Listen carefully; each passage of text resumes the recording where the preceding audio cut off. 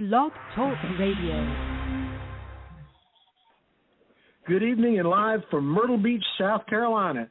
This is the one and only ScaryCast. I'm Dr. John Stamey, and it is so good to be here tonight. We've got a great show. We've got great panelists, and we've got a superb guest. So let's get right down to it. Anyway, just glad to be here with everybody. First of all, one of our hosts from Niagara Falls, Canada, the one and only Mark Johnston. How are you doing tonight, Mark? I'm doing great. Hi, John and Robin. I'm really looking forward to tonight's discussion and hearing what she has to say and her wisdom when it comes to Bigfoot and everything about that, the evidence. I'd love to hear what her wisdom on everything about that. Oh, thanks, Mark. I'll tell you, nice to meet you. I'll tell you what, nice to meet you. Robin's got some serious knowledge here, and our guest, the Queen of ScaryCast, who is now our guest tonight. So she's no longer a co-host, but just for this evening, she is our guest, and and we're so glad to have her, Robin McCray. How are you doing tonight, Robin? It is so good to have you here with us. Oh, I'm doing great, John. Thanks for having me. You better believe it. We're glad to have you here, and we're glad to have Mark with us. We're expecting Dr. Trey Donaway. He's a little bit late, but he said he would be here, so we're looking forward to having him. And Devin is boarding a plane for London, and we got lots of cool things to talk about. So, Robin, I want to set the stage for what we're going to be talking about. You and your family, you and Pat, are considered Bigfoot habituators. Now, what does that really mean? When you are a habituator, and there, believe it or not, there are really thousands and thousands of them across, excuse me, the United States, Canada, all over the world. Okay, we're not like, the only one. There's a ton of them. Basically, it's people that have them live around them. You have ongoing contact, you interact with them, as well as have your own experiences. And this is something that I've done since I was a toddler. Pat's had them around him on and off while he was growing up. He had interactions with them even before him and I got together.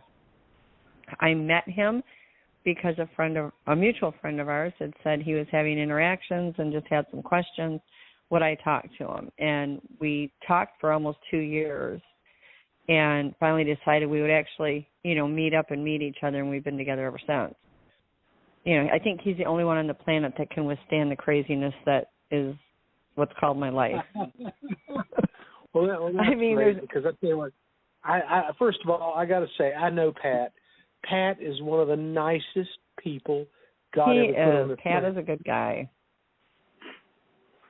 He really is. Yeah, there isn't anybody else that could live through me.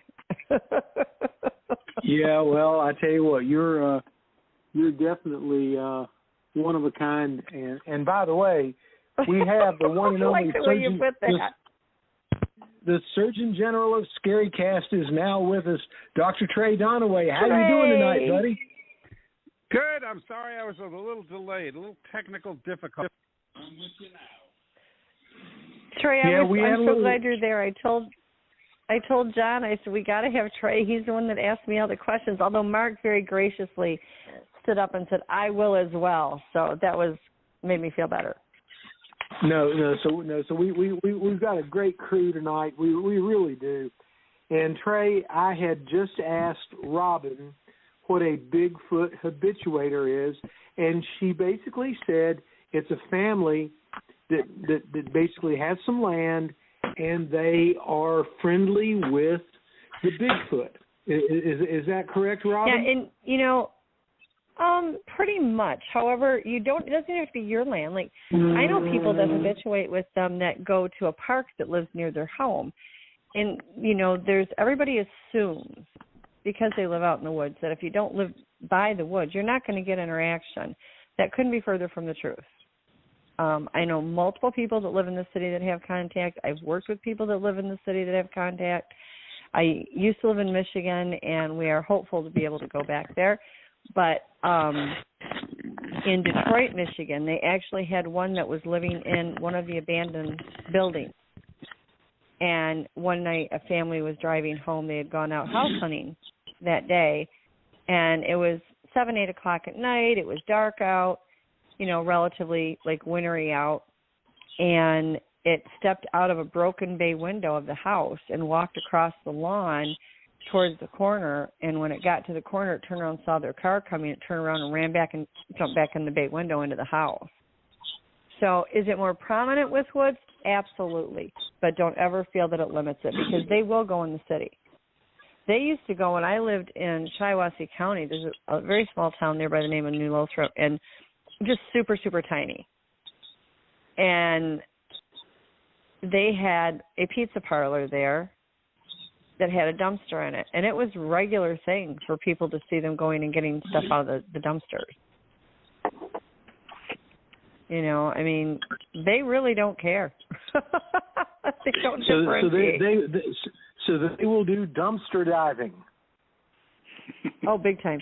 They used to go when I lived in Michigan. I lived over on the western side of the state, about halfway up the Mitten.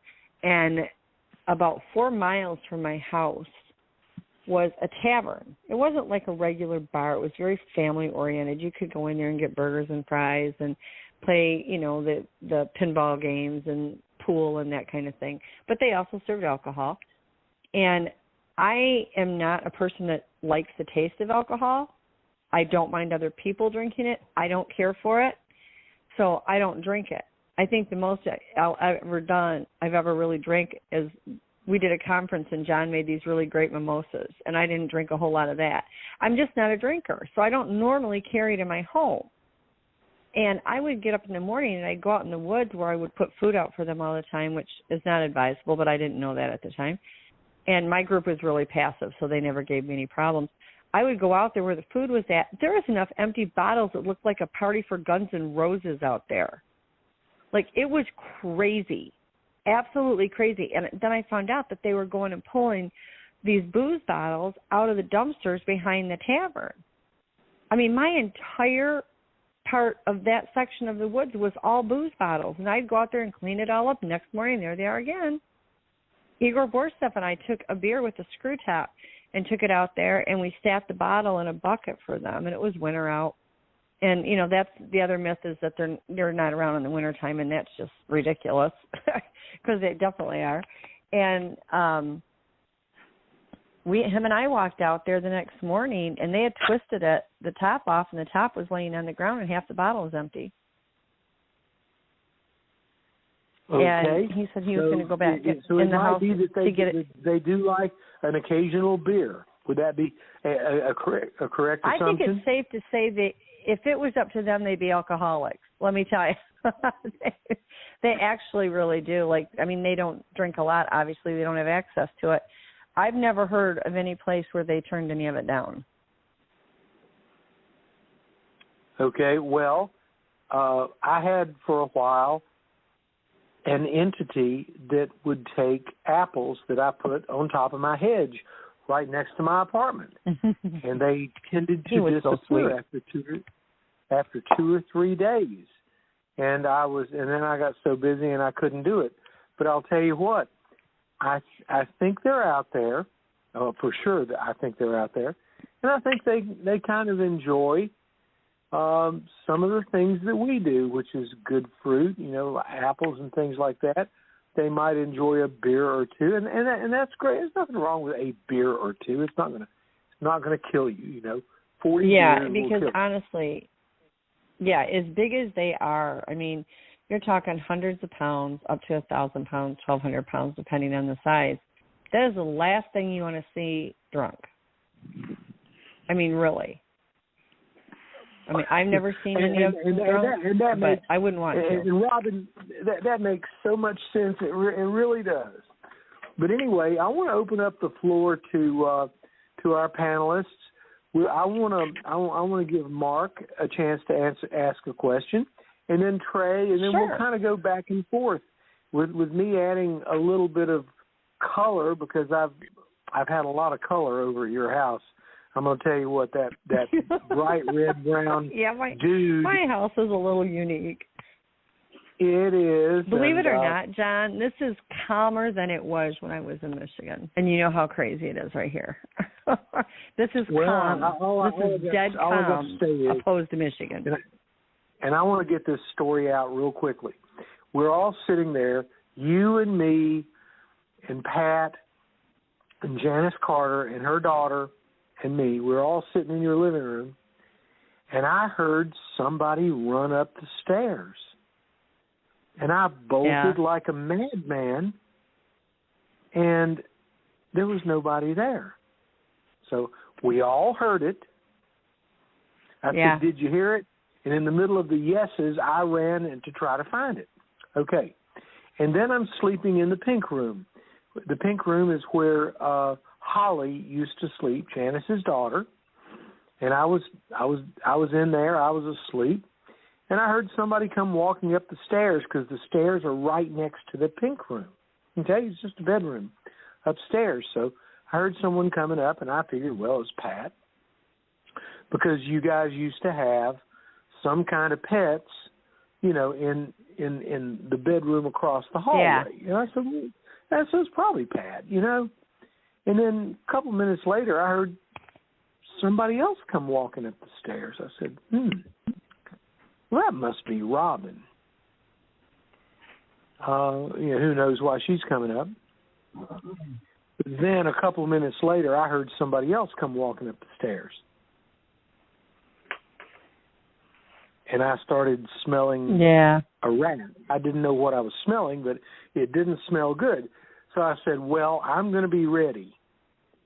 So just another minute or so later, somebody came walking up the stairs, and I was armed. I was there at the door, and as soon as the perpetrator got up to the top of the stairs, I blew that door open, and there was nobody there. And I said, oh, John, you're just a dummy. That's a ghost. And I closed the door, went back to bed, we've and that was got two of those here. But the thing is, and I just want to add to that, the Bigfoot will also, they can be in flesh. They are a multidimensional being. They're a human hybrid, but they're multidimensional. They can go from flesh and blood to shadow form in a blink of an eye. And I've witnessed them do this, as well as thousands of other people have witnessed them, where they go into shadow form and they literally will walk right through your wall and you're in your house. And it sounds totally batshit crazy until you experience it, and then you become a firm believer.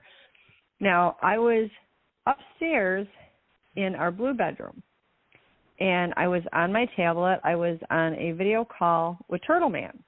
I'm sure lots of people know who Turtle Man is. And his girlfriend, and she is the dearest thing.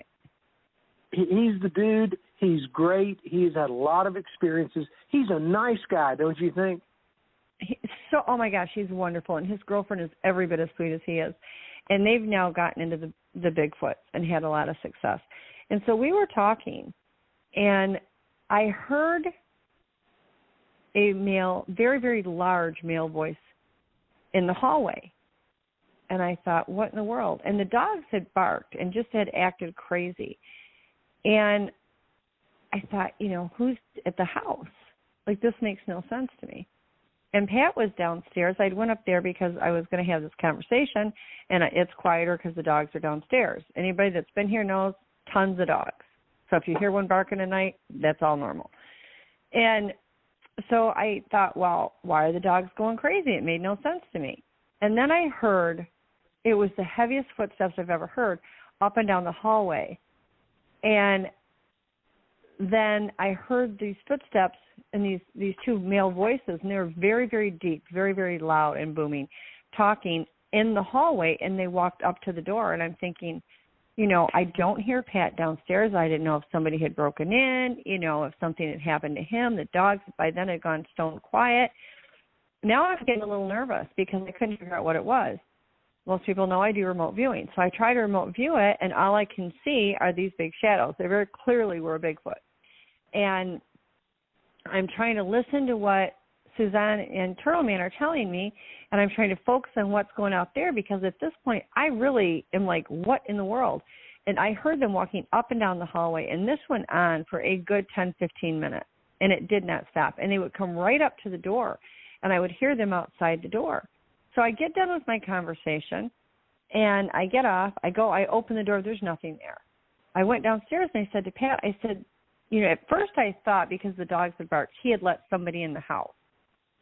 And they had went upstairs, and I thought, why he would let them upstairs, I have no idea. But that was my first thought. And I asked him, he's like, no, nobody's here. He had no clue that any of it had even gone on. But I know what I heard. I know what I saw when I remote viewed, and I know how heavy those footsteps were. They were too big to have been made by one of us. I mean, there's just no way.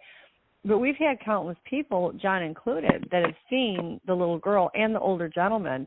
My daughter sleeps up in that blue bedroom, and the older gentleman woke her up. I was doing a conference in Michigan, and he literally tugged on her shirt and woke her up and told her his name.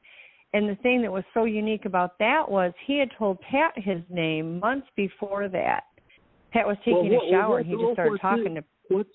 What's his name so that the next time I'm there I can talk to him? Yeah, Pat, do you remember his name? Joseph, believe it or not.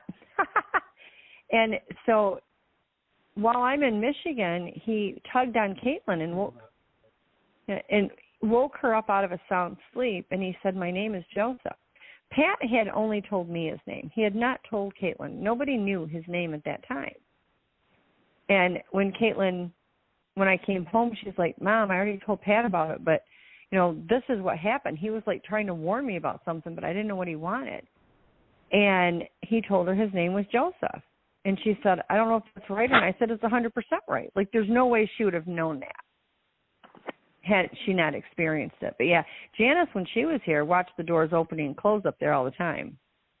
I don't doubt that, because that upstairs is so creepy. At least the next time I come up there. So you say your daughter is up there as well?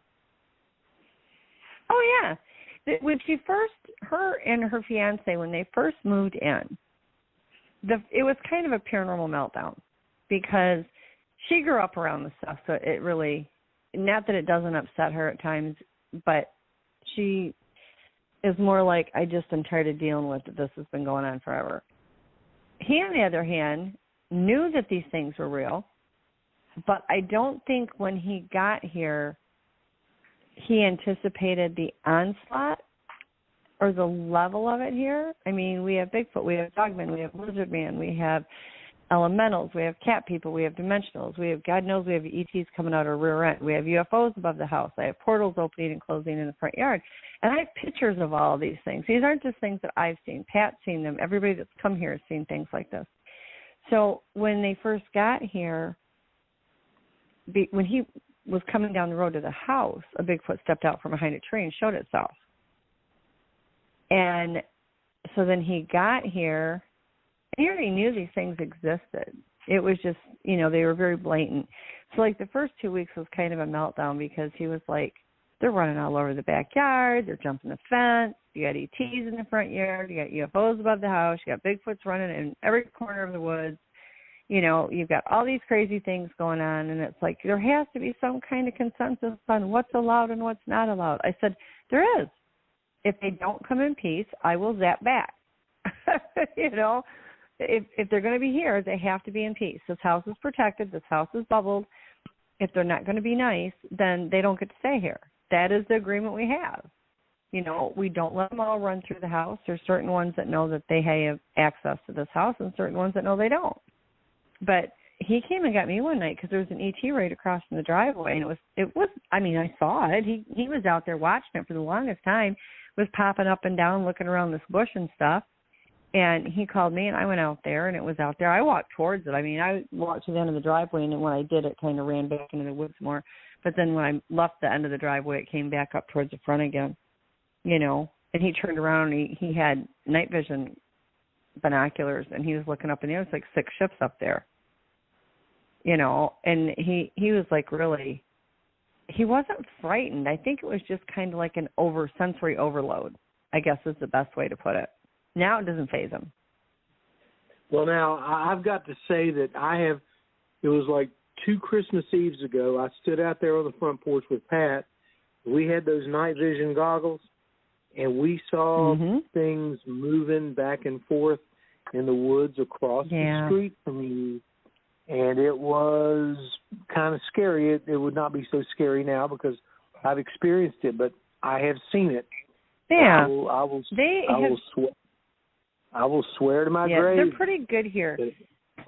We haven't had aggressive foots here. We haven't had aggressive dogmen here. Nothing really has been aggressive. The only thing that I've ever had in this house that has been aggressive is I've had, I think, like 3 ET attacks that were pretty intense, and they were never repeated again. They are different factions, and after what went on by the time it was over, they haven't come back. You know, had ETs all over the place, but just those were the only bad ones. All right. Well, I'll tell you what. I want to make sure that Trey and Mark get to ask questions. Mark, your question first, then Trey, and then we'll go on to the next ones. Mark, what you got? Okay. Well, before this podcast, I wrote down a number of questions, and 4 and 5 are, what are their supernatural abilities, and what is the UFO connection? And since we're kind of, she's been touching upon that, I've always heard stories of them kind of have this cloaking ability, or ability to 100%. Be more evasive and this type of thing. And it always made me wonder if they're somehow tied in with extraterrestrials or UFOs, and if they're potentially have. Yeah. The best way to explain it is years ago I asked them what they were. I mean, really, if you want to know something, they have their own language, written and otherwise. They also can speak our language. They can read. You know, they can draw. They can write. Maybe not penmanship as perfect as what we think ours is. Of course, mine is horrible, so anything above the way I write is good. But they are actually a human hybrid. Okay, they're an ancient type of human. And I asked them years ago, and I want to say this was probably back in 2010, 11, somewhere in there, what they were. I used to go outside with them at 2 o'clock in the morning every night. They'd come and knock on the house until I went outside, and I just simply asked them. I mean, they've been mind speaking with me since I was a child, so it wasn't hard to communicate. And I've communicated with them verbally as well. And they pointed to me. There were 3 of them together at the time. And they said, we're human like you. And then they pointed to the sky and said, and star people. And I thought, well, there you have it. I mean, they're going to know what they are better than I am. So then they eventually asked me to contact Melba Ketchum. And I didn't know Melba at the time. And they said, she's trying to prove we exist. She's the only one that knows the truth about us. Help her. And I'm thinking, I'm not a scientist. Okay, I don't know anything about DNA. I mean, I had, at that point, I had all kinds of samples, but I didn't know what to do with them. So I knew somebody that knew her, and I said, please let her know I'm not a stalker. I'm not harassing her. The Foots told me to contact her. So she contacted me. She's still one of my dearest friends today, and as legit as it gets. And so I said, I don't know what I'm supposed to do because I don't know how to do any of the things you're doing. I just don't. But I can communicate with them, and I can help you if you want my help. So I did. I helped her, just paperwork, clerical stuff, help book her on appointments, that kind of thing. Nothing outrageous. And a few weeks into it, she said to me, you've never asked me what they are. And I said, first, if you wanted me to know, you'd tell me. Second, I already asked them. They told me that you know what they are. So I'm assuming it's the same thing. From a scientific standpoint, and this is how she has to address it because she is a scientist, on the mitochondrial side, which is the mother, they are human. On the father's side, it is listed as unknown because when they test it, there's nothing in any database that she or any of the labs, she didn't test all the samples herself. I mean, she did a fair amount of testing prior, but she sent it out to the top labs in the country so that there was no way to discredit her, which people did anyway. And it all came back the same thing. Unknown, because they don't have anything to compare the father's side with. So they are literally listed as a human hybrid. if you ask them and you take the Ketchum study and put it off to the side, because these are not her words at this point, it becomes my words because I talked to them. The words that came out of their mouth said they were human and ET. ET would be on the father's side, human would be on the mother's side. As far as the cloaking... So is there a possibility that they're working with ET as potential, like a ground crew? Because, like, if you think about the stereotypical ET, like the small little guys, gray guys, or whatever else, I couldn't see them hiking up a side of a glacier like Bigfoot would, or in the woods, you know, doing what they're doing. Potentially, are they a genetically engineered hominid, human-like being here for either foraging purposes, or are there some type of ET agenda being? Most of your cryptids, and by that I mean some of the dog men, the Bigfoot, the goat man, the cat people, lizard man, 90% of those are all created by the ETs. Okay, the government has stepped in because they are just as wonderful as can be, and they've created their own bunch of whacked out cryptids that they've cut loose. And some of those, because they've made them for various reasons. I mean, I can only speculate. This is not coming from anything that they've said. This is my own speculation. Would be, you know, humans that they've created these things for warfare. However, in my opinion, they can't be controlled. Now, there are people that I have seen on different podcasts. I don't know these people, so I can't vouch for them, that state that they've worked with the government and they've had their own government team of dogmen that they've used for various military things. But that's only speculation on my part. I have not spoken with all those people, so I don't know. That's just what they've put out there. As far as them working with the ETs, no, they do not.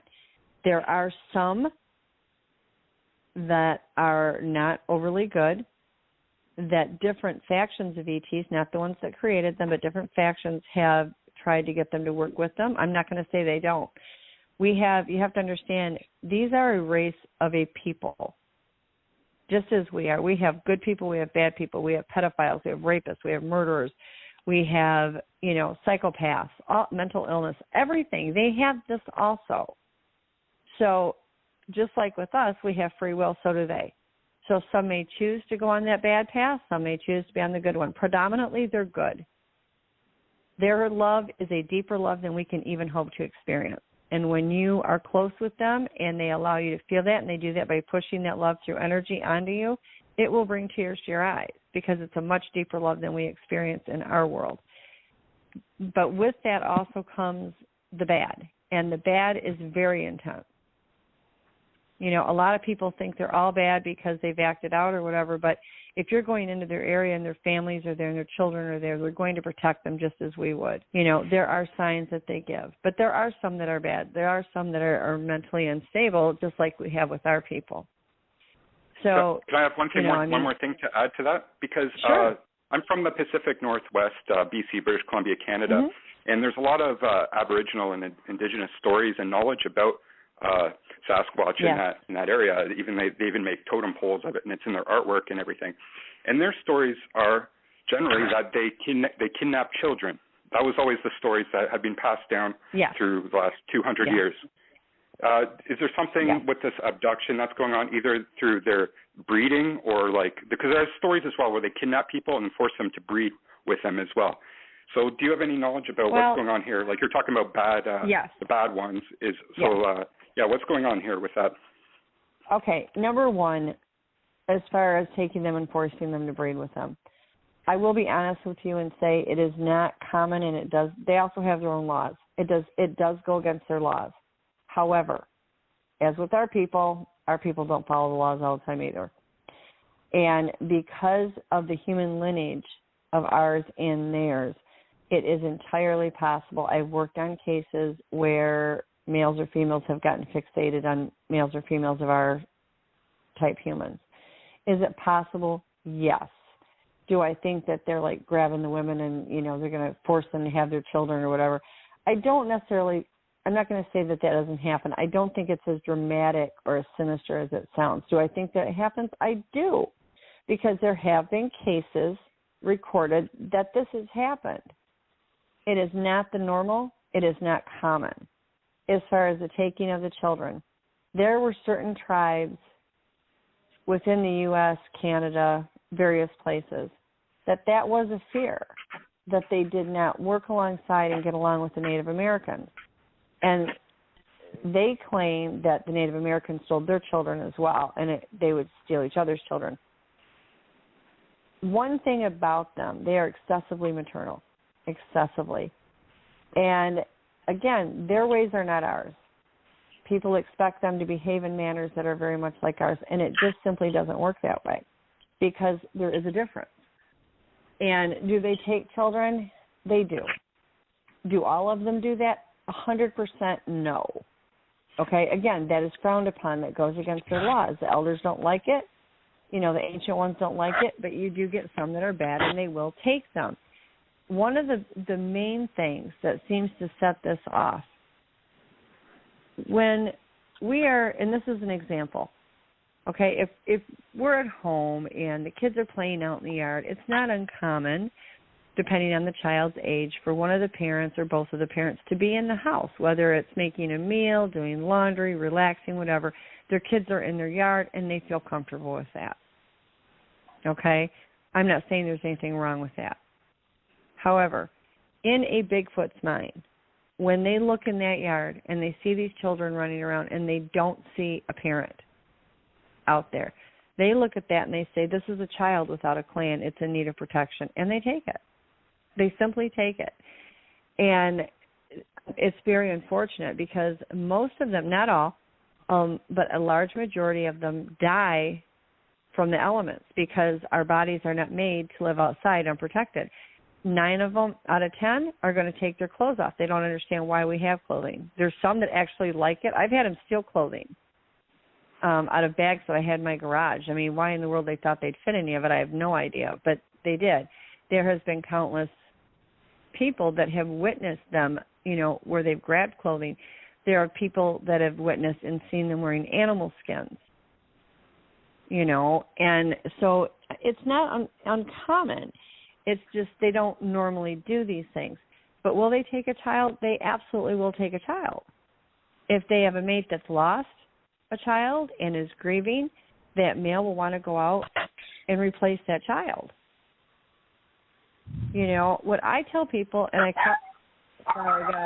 I caution people with this all the time, and I try to get people to understand that when you're out in the woods and you have your kids, you really and truly, you don't, how do I explain this? You don't put your child behind you, okay?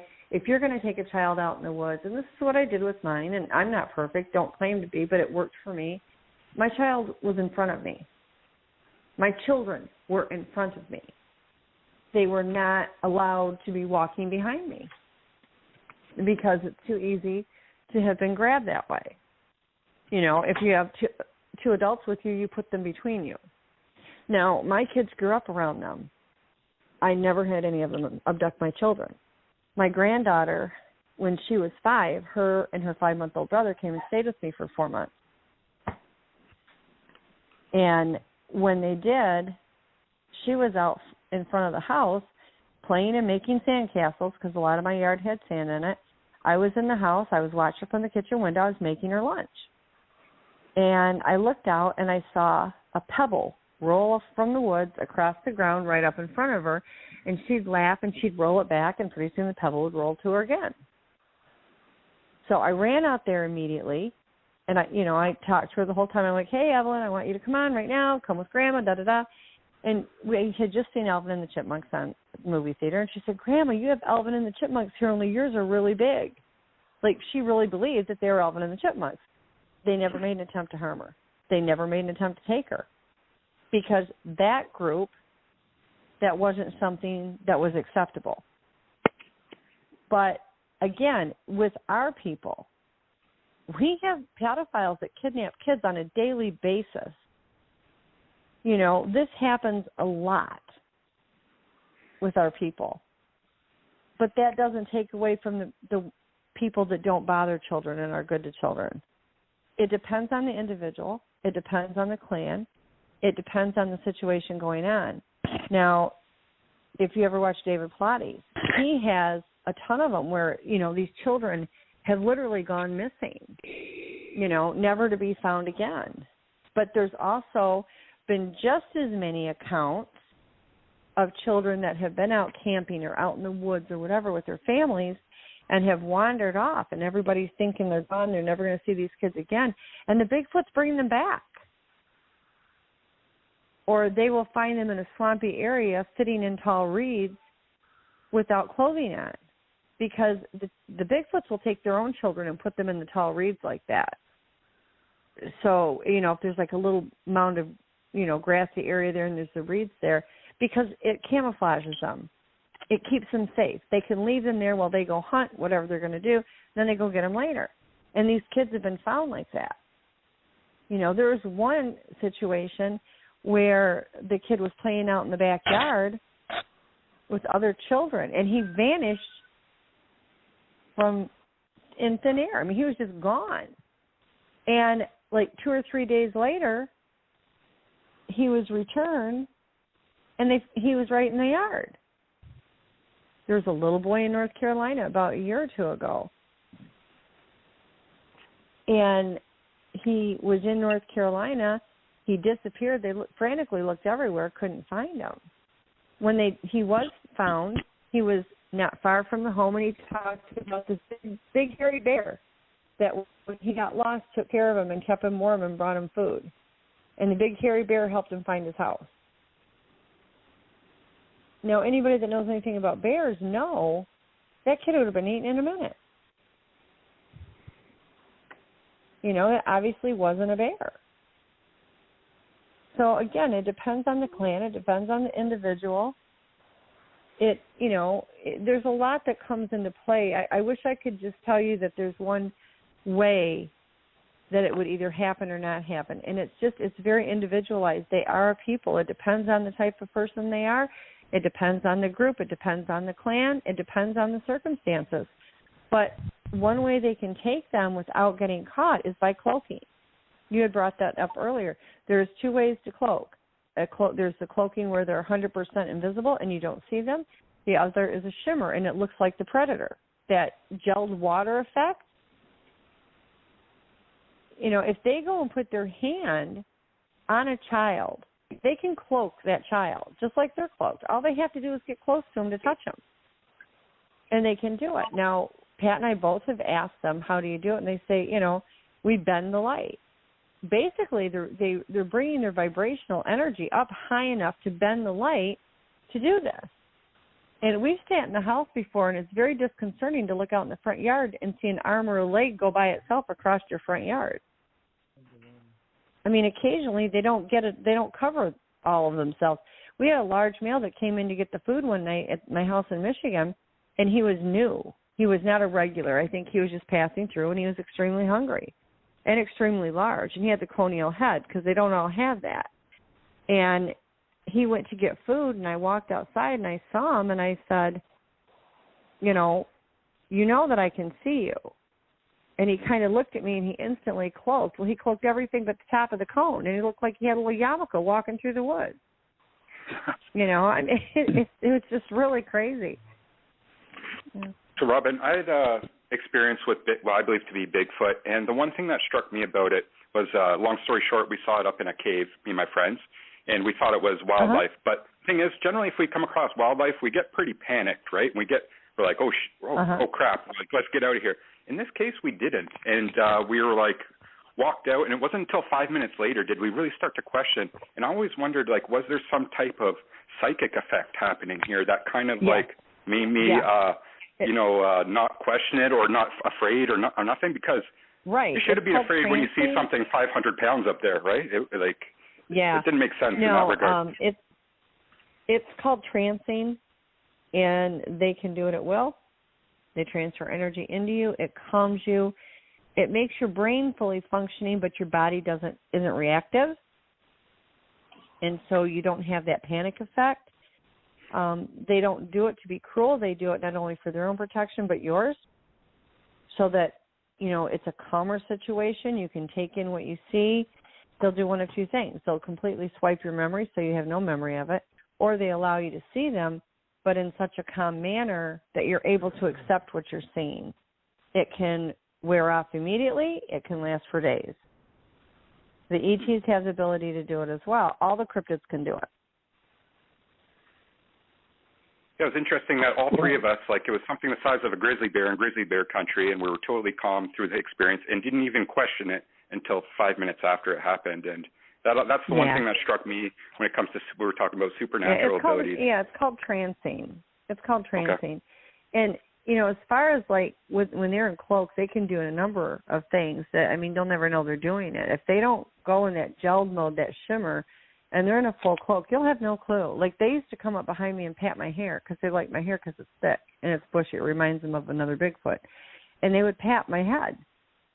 Like, I'd be walking around the woods and all of a sudden I'd feel them patting my head. They will come in the house in shadow form. Pat will be asleep and they're forever grabbing his toes. And they think it's fun. They have a wicked sense of humor. Like, it's really warped. But they have a very serious sense of humor. And they'll come in and they're constantly grabbing his toes. I've had them come and put their hand on my thigh. I've had them put their hand on my waist or on my arm, and they will. But they do what's called counting coup. And counting coup, originally it started out that counting coup was a rite of passage where a lot of the children, predominantly more male, would go cloaked up to one of our hairless humans and touch them without being seen. But now they all do it. They all think it's funny when they do, and they will. They'll go up to anybody and touch them. It doesn't bother them at all because they're clothed. Well, that's great. I tell you what, Mark, you've had great questions. I want to get Trey in on this because I know Trey has got some good. He normally has some great questions. You still there with us, our Surgeon General? I'm still with you, just listening along. Okay, well, okay. You're on the hot seat now with your good questions, okay? Okay, here's a couple of questions, Robin. I live in an area that's fairly wooded. You don't see a lot of houses around my house. So there's a moderate amount of woods, and we're not remote, but we don't have real close neighbors. You can see the houses, but we're kind of, if you're a Bigfoot, you wouldn't feel like you're in a crowded human population at my house. Right, you've got a really big reddish one that's got really long hair that's by you. Oh. He's that's huge. Good to know. He's got a conial head. Well, I'm a redhead. Yeah, he's got the conial head. Maybe we could get along. Here's my question. Let's say, now, this isn't necessarily for me, but it's for other people. What are the cardinal signs that you are in an area frequented by Bigfoot? Are there cardinal signs? People, well, if you're in a wooded area, like let's say you have the woods at your disposal, yes. Look for the structures. Like, you don't have to know what they mean to know they're a structure. A structure, it might even look like it's natural, like it had fallen that way. But what happens is there's always a part of it that's locked. And you can't get it locked with debris falling down. Your arches, when you go to the end of that tree where it comes down, you're going to find that it's anchored in some way. They may have a rock. It may have a log over it, and that's looped under the log. I've seen multiple ones where they've taken vines and tied it down, but there's always a way that it's being held down. Being from Michigan, we get the snow, and that bends a lot of the trees. People look at these arches that they make and like, oh, that's natural, it's from snowfall. Well, snow doesn't anchor. Okay, so that's where your difference is. You want to look for tree snaps. Tree snaps are a great way to find out whether or not you have them in your area, because they're literally, even the little trees, they're just snapped. So the top of it is snapped off, it's snapped down. So look at that. The top is snapped and it's folded down so it's parallel with the trunk, but still attached. Yeah, some of them you'll see where they're snapped and they don't even go parallel. They're just kind of like at an angle, almost like an L-shaped, But yeah, anything that's snapped like that And you're going to notice that these things. If there's a tree that is arched over, so it creates an arch. Now, when you say look at where the top of that tree is brought down at. Look at it. Is there a log on top of it? Is there a rock on top of it? Is there anything anchoring it down? Because deadfall, weight from snow, all of these things, even the tree dying, is not anchored to the ground. And people don't realize this because they're just like, oh, look at it. It's just an arch. It's no big deal. It's natural. It truly isn't, okay? And when I say the things are locked, you will see structures that will look like just branches that have fallen down on the tree. But if you take a closer look, you will see that they're woven. You'll see that they're locked down in a way that only a human hand could undo it. And it would be not possible for it to fall down and do that. Okay? And you're going to look on the ground, see footprints, and be aware of your surroundings. When you say structure, an arched tree, a tree that's bent and weighted down on one end so it creates an arch, how is that a structure per se? To me, it would just be a bent-over tree, but there's no... Structures are another form of communication for them. They use it to communicate to other members of their clan. They use it to communicate to outside of their clan, to other Bigfoots. They also, some of them, not all, but a few of them are made to communicate even with us. It is another form of communication. And so I call it a structure because these are things that are constructed by them. Okay? You can find anything not like a from structure little tiny... like a house or a hut or a structure like that. No, they will make teepees. It's a construct. They will make teepees. You'll see multiple sticks, branches, whatever, leaned up and made into a teepee. The little ones, because they practice all the time, they'll go gather some smaller, sticks or whatever, and they will put them up and lean them up against each other. So you've got a bunch of them, that are leaned into each other. They have territorial X's that are massive, where you have a tree on each side and then a giant X in the middle. That is a territorial marker, and it means stay out, and you take that seriously. Because not only do they not want other clans there or other Bigfoots, they sure don't want you. Small X's that you see on the ground, that's a welcome sign. Big X's on the ground still would like you to get out of there, but it's not quite as severe as, the upright. When you see an upright X, that means don't go. You're in the wrong place. You need to go. Get back to your car. Do whatever you got to do. You don't have to panic. You don't got to run at the speed of light. Just turn around and exit. But when you see those poles on either side and then there's that X, it's not just get out. That's a territorial marker. And they are dead serious when they do it. So it's a matter of just learning the subtle things.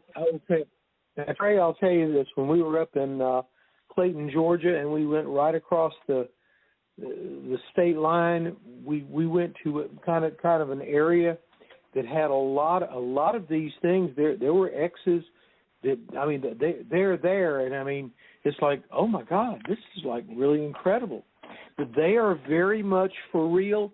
And if everybody wants to go to the Tennessee Bigfoot Conference, to the photographs from 2 years ago, you'll see a ton of these stick structures that they built like right before the conference, and it was amazing. It really happened. So I'll just say that. Just go to Tennessee Bigfoot Conference on Facebook, and you can see all. And Robin, you remember those structures, don't you? Oh yeah, it was fantastic. Well, and the thing is when I lived in Michigan at one of the residences I lived at, I've had them everywhere I lived. I've never not lived someplace that they weren't there. But the one place that I lived at, I had went out there and I found a couple of structures. There was only one or two that was out there. And I told them, I said, this really makes me happy because I love the structures. I'm obsessed with them.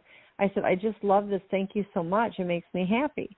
I went out there the next day, and they must have worked their fingers to the nub, because I went out there the next day, and there wasn't 10 or 15. There was 100 or more. easily, and that's without exaggerating. And they very quickly took over my whole woods with nothing but structures. Now, at that point, I didn't know other Bigfoot people. I had never even been on Facebook. And I met Igor Borstov because a friend of mine that I had met, the only person I had ever reached out to about the Bigfoot, had talked to Igor and told him about me, and he asked to meet me, and he came, and instead of, being there 3 days, he stayed, or 3 hours, he stayed 10 days. And I went and I did his conference in Siberia, and then I came back. Well, he's always come to my house since then, and at one trip, he had come to my house at that place, and he said to me, he said, I'm going to go out in the front woods, and I'm going to look at structures. And I said, okay. And he didn't come back, and he didn't come back. So I went out, and I said, are you okay? He's like, yeah, there's just so many. And I said, but this is normal, right? Because I didn't know any different. I was just happy they were making me all these things. I got to be honest with you. I saw some structures in there I've never seen like it anywhere. And so I said to him, I said, this is normal, right? And he looked at me and he laughed. And he said, there's nothing normal about this. He said, I've been all over the world, and I've never seen structure on top of structure on top of structure like this. Like they were touching, there were so many structures. You could not turn around. And the thing about structures, don't mess with them. They made them. They mess with them. They're not there for our play to play. They are not there for our enjoyment. They mean something to them. You don't want to move things. You don't want to be messing with them. You don't want to take them down. Leave them alone. But they do. It's a form of communication. So if it, let's say on my property, right. I might see a structure, and that Sure. would tell me that there is a Bigfoot. I'm in a Bigfoot vicinity. How do you let them know that you're cool with that? You're not going to run outside and try to shoot them if you see them. Right. How do people deal with couple that? Of ways. Or if some people might be interested and encouraged to be a Bigfoot booster, but some people might not be, and maybe it would make them feel uncomfortable to have Bigfoot around. How do you communicate with them in a way to say, it's all cool, I'm happy, I'm glad you're here, let's share a beer, or really I'd prefer it if you didn't hang around? Yeah, first of all, they make all the decisions. It's just the way it works. I wish we had more control than we did. And it cracks me up when I see all these people and these researchers, well, I'm going to allow this and I don't allow that. Well, I have rules for my place too, and it's by the grace of God that I've been okay. But I'm also not dumb enough to think that it's going to matter to them what I say. Right. Most of them, I would say 95%, will be respectful of your wishes. I would, if I were you, and it was a situation that you didn't mind they were there, you just wanted it to be peaceful, and see where it goes. All of these things are telepathic, every damn one of them. The only ones that aren't are the ones that their parents have not taught them that they have that ability. They do possess the ability, but if their parents don't let them know that they have it, they don't know how to use it. So they all are born with it, but they learn how to use it from their parents or whoever raises them or other members of the clan. So if these are telepathic ones, as someone who is not telepathic to my knowledge, if you have thoughts and you speak to them in your thoughts, are they going to be able to pick you up, or do you, as a human, Sure. do you have to have you don't telepathic? Have to, you don't have, no. To begin with, my personal belief is that everybody can mind speak. We've been taught not to. I think we have additives in our food that also help block it. But Everybody can. They may not know how. Mind speak comes in multiple forms. It's not just words in your head. It can be a picture. It can be a vision. It can be playing out like a movie. It can be a sense of walking into an area and knowing the full scope of what went on there and never ever heard a word. It's a knowing. Anything like that is not your own, that you're like, well, why did I think that, or how did that come out of the blue? That's all part of mind speak. So it's pretty vast. So for a person that can't mind speak, you can go out in the woods, you can verbally say, I know you're out there, you can be here, but you have to come in peace. Make sure you let them know that the stipulation is coming in peace. Okay. I will not permit being here in a negative way. make those intentions clear. Also, talk in your mind, because they are telepathic, and if, there's a few clans that don't use the abilities. They're kind of like Amish to us. But always try to speak telepathically and also verbally. There's no reason. If they're around, they're going to hear you. The other thing you can do, if you're wanting them to stay, it's really hit or miss with putting food out, because the problem with having food out is you're never going to feed them enough to sustain their life. You can't. They're too big. But at the same time, it is nice to give them a treat here and there. Some of the clans, not my guys, but some clans will get aggravated when you stop, and that's when the problem occurs. They can do serious damage with the strength they have. The bionic man doesn't have the strength these guys have. And so, if you're just giving them an occasional you don't want to start something where they could become disappointed later if you stop that behavior. Right. Now, if you want to go out and put a few apples out, you can. But just as easily, put some white rocks out. White rocks to them is friendship. Okay? Put some feathers. I've got a great little dog. He's a terrier. In fact, I'm letting him inside right now. And if there's anything he loves doing, especially when the weather turns cool, he will go outside, and we can hear him barking and running and barking and running, and he'll come back all tuckered out. And we have always assumed, we know we have 2 deer this summer that showed up because they're baby deer, and they still wander around the neighborhood eating my wife's hostas that she plants out in the yard. So we have these deer. Is it possible that he is chasing a Bigfoot, or would the Bigfoot know he's just a beautiful, friendly little dog, and he's going to leave him alone? And so what should we do about the dog at night? Well, here's what I do. Number one, there's multiple people that said that they've killed their dogs. Mm-hmm. Realistically, and I've watched them do this, I've only seen them kill one time a dog, and there was a group of 4, and they killed every one of them. However, and this is where that big butt comes in, these were hound dogs, and I love hounds. It's not that I don't. They were out in the woods doing their job. They were hunting, okay, and they came up on the Bigfoot. They went after their children. They went after them. This happened for days at a time where they couldn't walk through our woods without the dogs attacking. And we would hear them. So the dogs are definitely going, a nuisance and a danger to the Bigfoot. They were the aggressor. And their children. Right. They were the aggressor.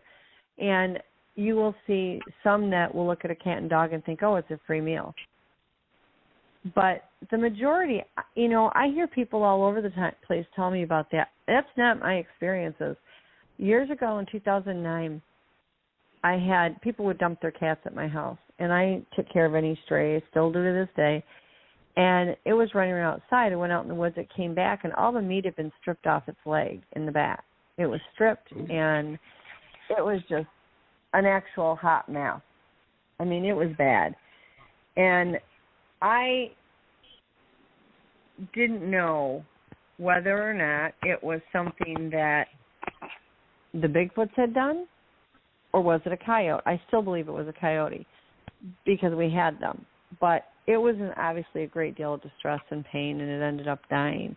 I was so angry. And I went outside, and I knew they could hear me because I knew they were watching me, and I had seen them moving between the trees. And I said, listen, you can be here if you come in peace. These are like my children. Just like I don't hurt your children, you don't hurt my children. You have pets, I have pets. I don't hurt your pets, therefore you may not hurt my pets. And I would remind them of that now and then so they knew. And I would say, I love them. If you hurt them, then you will hurt me because I love them. I have never had a problem since then. Never. And so it I might have be a mini good pigs. idea. It might be a good idea to go outside and just have a conversation and explain exactly. that. Yeah. My dog You're not going to hurt the friendliest anything. dog in the universe. And well, they used to steal my Shih Tzu. Mm-hmm. My daughter's Shih Tzu. They would grab her, and I would get so furious because I'm one that I've always had a lot of dogs. My dogs have a fenced-in area to be in, If my dogs are loose, you're guaranteed I'm in hot pursuit to get them. I don't just cut my dogs loose. That never happens. It may take me a minute to get them back, but my dogs are not let loose to just do whatever. And they would go out the front door with me, and they'd be running around the yard. And one day the Shih Tzu started barking and ran towards the woods. And I thought, oh, crap, because I knew they were out there. And as soon as she got deep enough in the woods, I heard her yelp. And then all of a sudden she was barking, but she was barking from like 10 feet off the ground. And I'm like, okay, great. Now they've got her. And I saw movement in the woods, and she was just a barking and a yiping, and it was moving towards the end of the driveway to the road. And I knew I couldn't get there in time. I jumped in our car. I drove to the end of it, and nowhere to be found. And then I heard her barking and yelping, and you could see or hear the voice like somebody was running with her through the woods towards the house. Turned around, went back up the driveway, and it was one of my regular guys, and he put her down on the porch. And I saw him as he left. You know, so we have Go ahead. I think what I'm going to do this evening is I'm going to go outside, and I'm going to have a conversation. Right. You said there's a pretty big red-headed, conical-headed Bigfoot he's out in there. my area. He said his name is Bandon. Bandon? B-A-N-D-E-N? B-A-N-D-O-N. Bandon. Bandon. Like, B-A-N-D-O-N. So if I just go outside and speak with Bandon and let him know, because, you know, he has never bothered me. I will never bother him. Right. And, you know, but they I don't really like want the him animals. to accidentally hurt my dog. So right. I should just have a conversation with him, say, come in peace. And, you know, you know my dog, certainly. And he doesn't really mean any harm. He just likes chasing deer, and he probably thinks you're a big deer. And that would be a good way to break the ice and just kind of communicate. You know, you're going to, and there are clans that don't really want to be friends with us and don't want to be friends with their dogs or anything, and they may not listen. But there also are just as many clans that will listen, and you don't know until you try. You know, if they don't get the hint, they don't listen, then there's other things that, you know, we can talk about as far as to deal with it. However, always make your intentions clear. One, they like to be in charge. They will decide when they think you're ready for the next step in your experiences. If they don't feel you're ready, you can beg, plead, promise to sacrifice to go. It's not going to do you any good. I used to tell them years ago, I know you want me to do something. I just wish you would tell me what it is. You know, and they kept saying, when it's time, when it's time. I hate that saying because they've said it to me since I was a kid. But they don't. You know, I mean, people accidentally see them all the time, yes.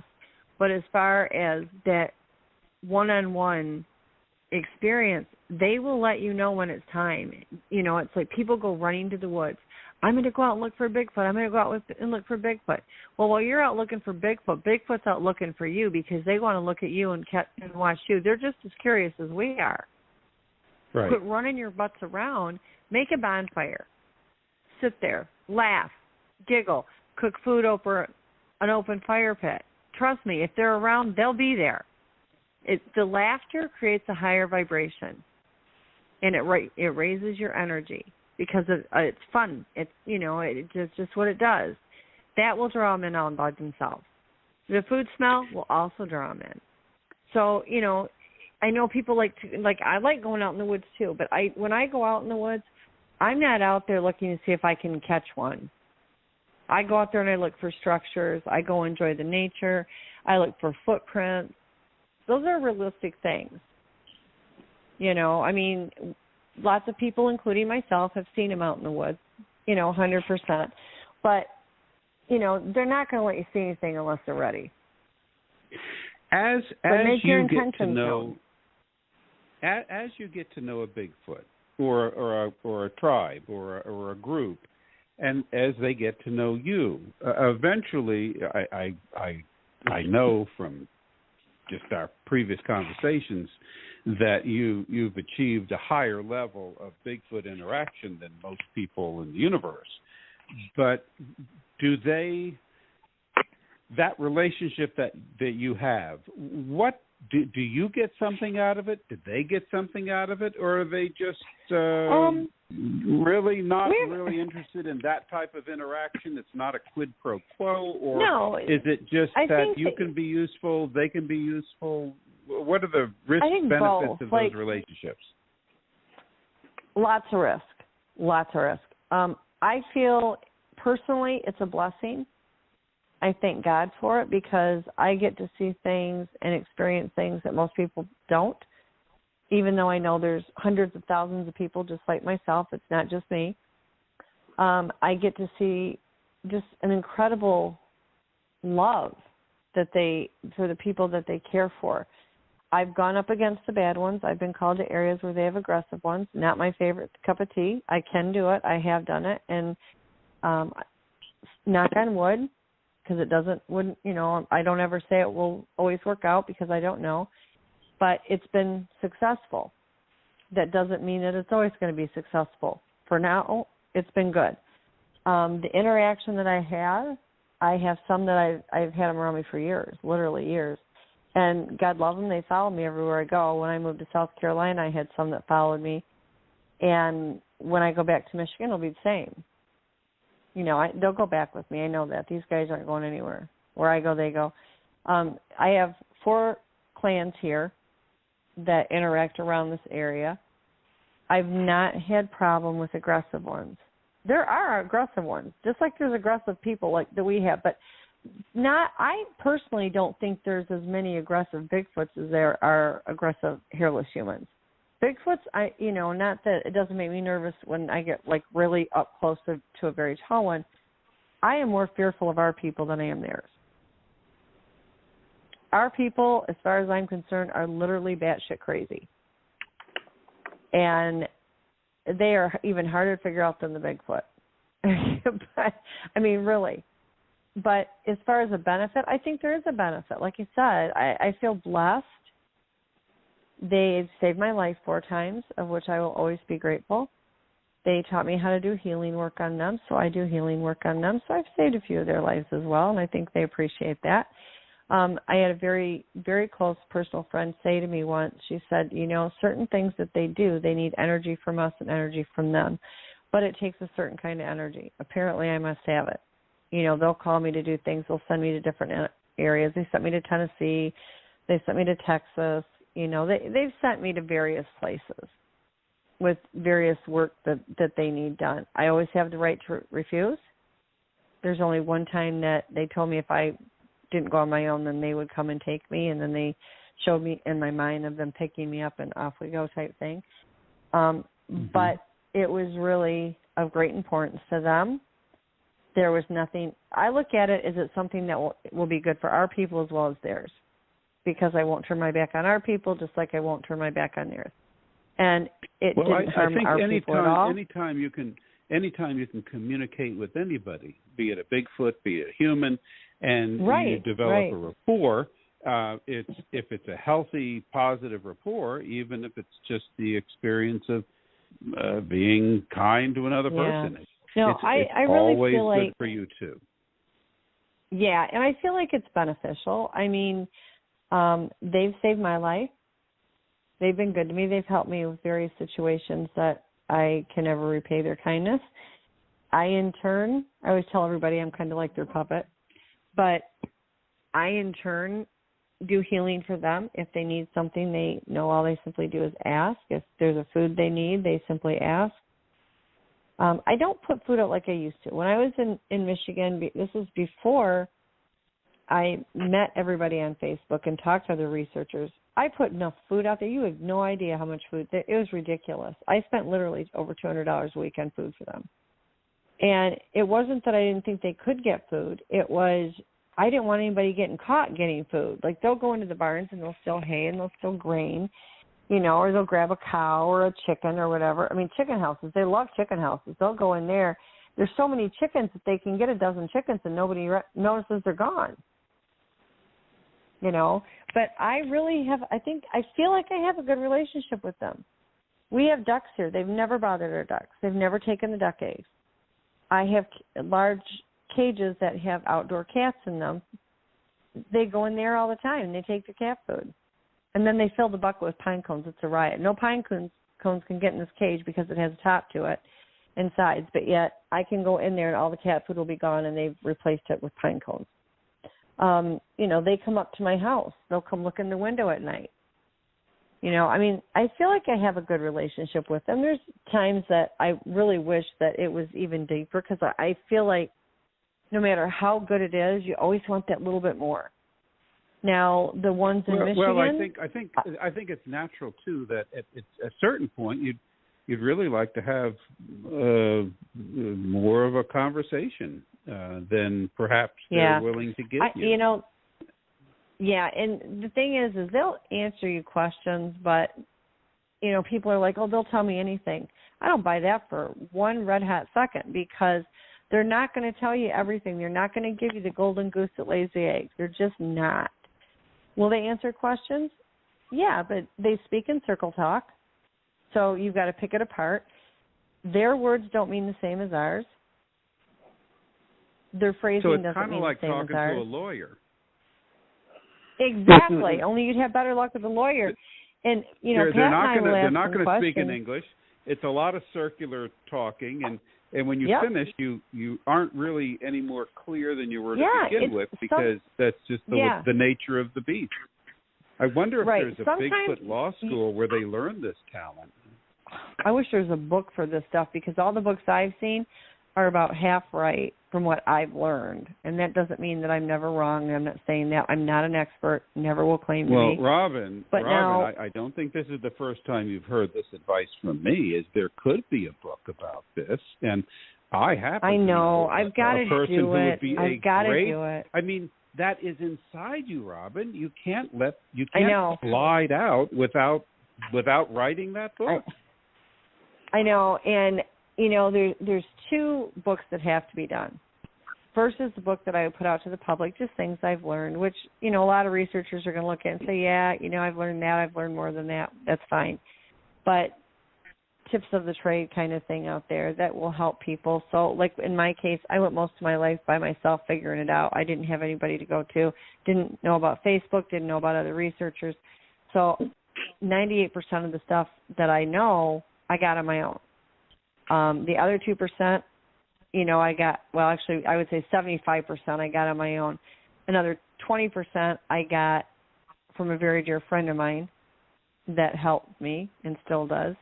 And the other percentage is strictly from them. Now, they've taught me a lot. I will say that. They've really, really taught me a lot. Like, they know what they want me to know. They know what they want me to do. And they have no problem showing me how to do it. But their favorite line that I get is, we need you to do da-da-da-da, and I'm like, okay, but I don't know how to do that. And instead I get, you will when it's time. You will when it's time. And I hate it. It drives me crazy, but the truth of the matter is they're right. Certain situations will happen, and I automatically react, and I do it, and I'm like, didn't know I had that ability.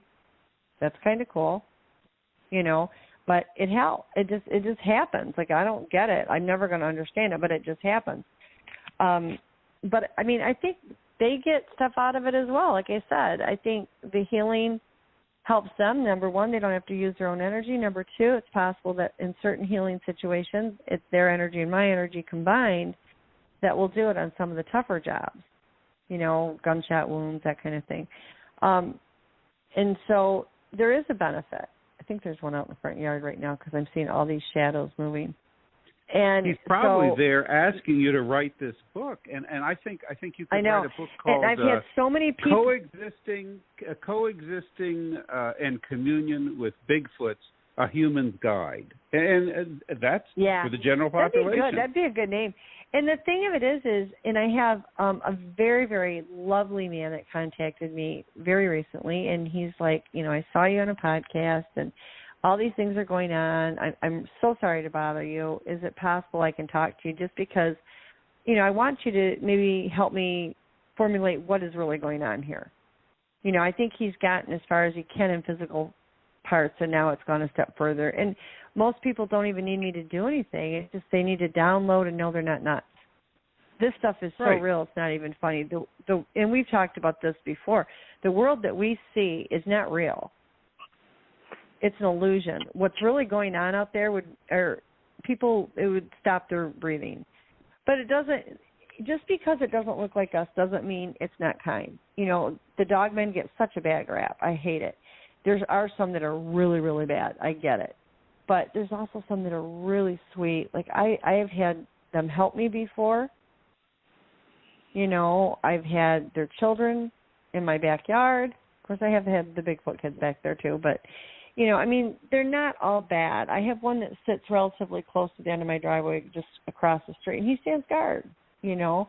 I've got Bigfoots that stand guard as well. But, and for the most part, I would say 98% of the time they're pretty effective. That other 2%, I don't know if they're out on a coffee break or what, but I'll wake up and there's an ET stand next to the bed. But, I mean, I think it's mutually beneficial for both of us. I mean, they've kept me alive. I've almost died 4 times, and they've brought me and saved me each time. So, you know, I try to reciprocate that for them. And they want me to tell people what they are, what they really are. They're not monsters. They're never going to be monsters. The only time they're monsters is when our people push all those buttons enough to turn them into that. And when you look at the popular press, out. and when you look at stories and people on hunts and stuff like that, they're made out to be a boogeyman. I think that would help people just it's criminal and get a better perspective of the interaction between Bigfoot and humans, and that would be a service to both Bigfoots and humans. And it's inside you, exactly. Robin. And Representative Humphreys, and this is just the FYI, Representative Humphreys out of Oklahoma had put together, and probably a year or so ago, I mean, it wasn't like it was last week, had decided that he was going to sell tags to hunt and kill them. His thinking, his moronic thinking was nobody's going to get one anyway. It's going to bring business to Oklahoma because, you know, due to COVID and everything, everything's been shut down. Tourism is down. We need to make revenue. So we'll do it off the Bigfoot. Number one, that never goes well. Never. You're allowed, the rules for that are, you know, if you're making products and you're selling, like, you know, little stickers or whatever, they don't care. They don't. You're allowed to make a little bit of money on what you're doing. John does these conferences, and they're perfectly fine if he can make $1 at it, because while he's doing that, he's spreading the word. They consider him a messenger. And the truth about them is coming out. However, they do not want, nor do they accept us making money off their back, and I don't blame them. You know, so we have this Representative Humphreys that's now going to go in, sell these tags, and the tag will be your certificate, you know, will be like a souvenir type thing, and you get to go up and you try to tag a Bigfoot. The researchers are outraged, to say the very least. Everybody was scrambling around. I got very lucky. I was able to locate the phone numbers not only for his office, but for 3 other people. And I called him. They wouldn't put me through. They refused. They talked to the secretary multiple times. I was the last person on the planet she wanted to talk to. I was, however, able to get hold of another representative who was tremendous, just absolutely tremendous. And he called me back. I had no problem getting through to him. And I told him, I said, it's bad enough that he's looking to put tags on these things. I said, if you don't want to look at it as a moral human level that you're going to be killing another human, because you are. I did send Humphreys, and all of them got a copy of the DNA report. And I said, are you aware of the danger you're putting innocent people in? Okay, these things can pick up a car and throw it. They can dismantle anything in under a second. They can take infrasound and energy and vibrations from their body, and they can zap you and stop your heart, and you won't even have a chance, and they don't have to get near you to do it. Like, you're sending innocent people into the mountains to go up there to try to kill them, and they're more at risk. Like, I just can't comprehend this. And he said, well, he was not going to allow anybody in his precinct to even entertain this thought. He was completely against the whole hunting of them. And he said that he was going to talk to his other constituents and make sure that it did not go through. And it didn't go through. he kept his word, and God bless that man. He was tremendous, and he helped, and it didn't get done. And I talked to some other researchers that also were in on wanting to stop it, and, you know, they got the same thing. They said, we're not doing it. They no sooner got done with that, and this Mr. Humphreys has now decided to start up another one. And they aren't taking any calls whatsoever from anybody. I don't know that it will ever go through after what happened the last time and the amount of opposition that they got, I guess is the best word. I really don't see it as going through. But this man was willing to kill them, kill their families, so he can make a buck. You know, I think you ought to come out. I think you ought to come out with a product line of clothing that is designed for Bigfoots. So you'd put it in the extra large. Yeah, wouldn't that be great? T-shirt yeah, most size. of them won't wear them, but and on the front of it, you could. That will. And on the front of the T-shirt, you ought to put, "Go ahead, underestimate me. This will be fun." Yeah, that's brilliant. I love that. That is absolutely brilliant. I saw the because T-shirt. It's true. It's not an original idea, but I saw that T-shirt for humans, but it sounds like it'd be a great Bigfoot T-shirt for Bigfoot to wear. It would be perfect. Go ahead. Because underestimate me. This will be fun. And there are some that have been killed. They've caught them off guard, or they have these abilities. And like when I do healing on them, a lot of times I do the healing work, and I do the healing. I work with not only Pat, but a very, very dear friend of mine, Wanda, and we all mind speak. And anytime we're giving information that's really vital or important, we all will get it from them. And if we don't all get the same thing, we know they're lying, because they are notorious liars. And so sounds like that politicians. way we know that it's accurate. Oh, yeah, so much like that, yeah. And, you know, I mean, it's sad, but it's true, you know. Most of them, like the ones that I'm very close to, if they told me that the sky is going to rain purple, I would believe it, because they've never lied to me. I've known them for years. They've saved my life. They've been good. They've been honest, and I can trust them. But the majority of them, I don't have that faith in. And, you know, so you just have to kind of judge it by the individual. Are they being honest with you? Are they not being honest with you? Personally, I can feel it when they are. But Pat and Wanda and I, we verify everything. And if we don't all three get the same thing, it's not happening. If they have a job for me to do and I can't get clearance from all three of us and we all got the same thing and nothing and everything matches, I'm good. If nothing matches, no way. You know, I mean, Robin, as I always, think it's a blessing. you know, you leave me with more questions, but the revelations that you describe, and to tell me how on a practical nature not to deal with, but to interact in a peaceful and respectful manner with Bigfoot is so appreciated. And I know humanity thank you. Would like to share. I appreciate that. You need to share that with them too. Yeah, and I told you guys this before. I know I did on one of the other shows we did. My neighbor, and this is a perfect example. This is why I keep bringing this up when I do podcasts. My neighbor, who is an absolutely lovely woman, her and her grandson live next door to me, and her adult sons don't live there. And her grandson came over one day and said, you know, Miss Robin, come talk to Grandma quick. And I said, is she all right? And he's like, oh, yeah, but your friends have been to my house. Now, prior to this, when we moved in, I only knew this woman for 3 months. And I thought something compelled me to tell her this stuff. And I'm like, listen, I really like you. I do want to be your friend. I'm not, you know, someone that needs to be into an institution. But I am here, okay? It is only a matter of time. You're going to see them. And I don't want you to be afraid. Don't feel that you're crazy. Don't be afraid. And for the love of God, unless your physical body is in danger, don't pull out a gun, because you're looking at a war you'll never win. Even if you get hold of one and you kill it, there's going to be 100 more that are going to be coming for you. And they don't let it go. They look at things as an eye for an eye.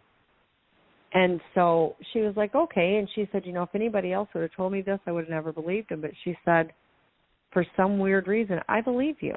And I said, well, I appreciate that. I'm not making it up. I really, who wants to be thought they're crazy? Nobody. So then you fast forward 3 years, and then her grandson comes over. So I went over there, and I said, "Are you all right?" And she was grinning ear to ear. She said, "Yeah." Her grandson was out in the yard, and one walked out of the tree line, looked at him, and walked into my backyard and then into my woods. And I said, "What did it look like?" And he said, "Well, it looked like a big black giant gorilla is what it looked like." And I was like, "Oh, okay." So there's that. And then I went in and talked to the grandmother, and I said, "Was it okay? Nobody got hurt, right?" She said, "Oh, no, not at all." She said her son was out back. They were getting ready for a wedding reception. Her son was out back, and he was throwing brush into the woods. And he heard a growl, and he looked up, and here's this just enormous black Bigfoot staring at him, literally staring at him. And he was like, "Oh, my God, what do I do?" He didn't know what to do. He didn't know what to say. So he stood there, and they stared at each other. And then she said, he took off. So we went to this reception, and her son was there, and I said, "I heard you saw one of my buddies." And he said, "Oh, my gosh." He said, "Robin," he said, "honestly, I've always believed the things that you say, but I had a hard time accepting that they were here in the South." And he said, "I saw it. It was right there, like it was close enough to touch."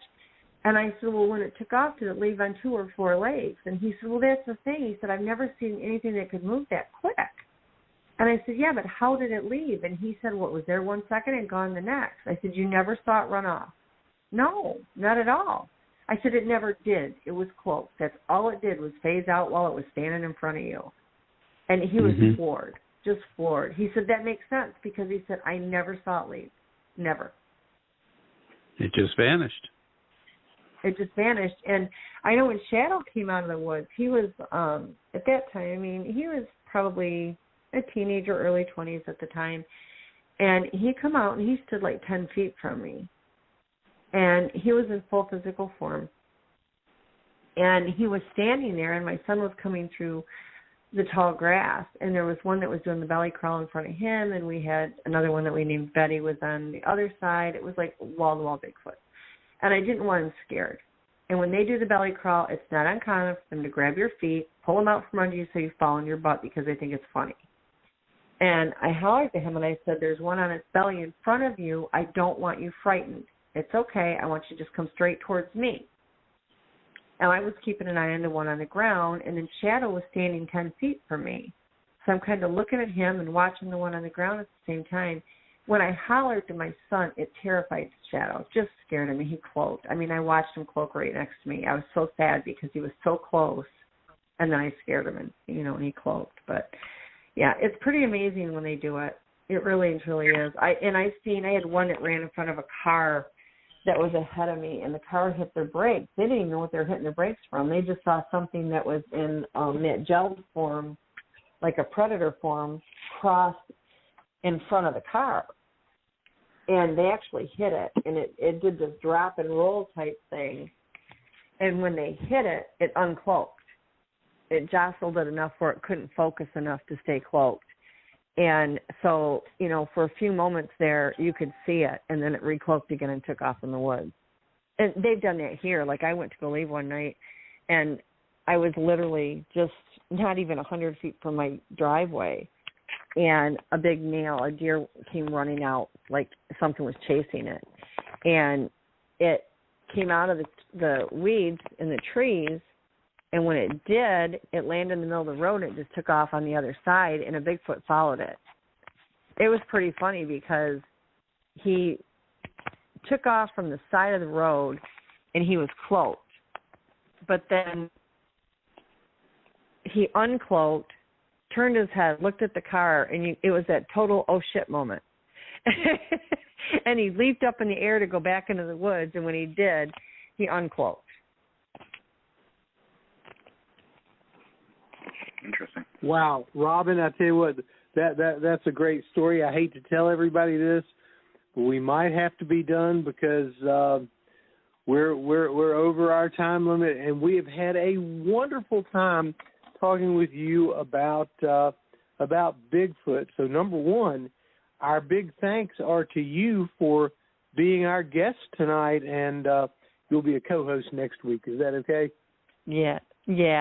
Yep. Thank you so much, yeah, John. Mark, are you on Facebook?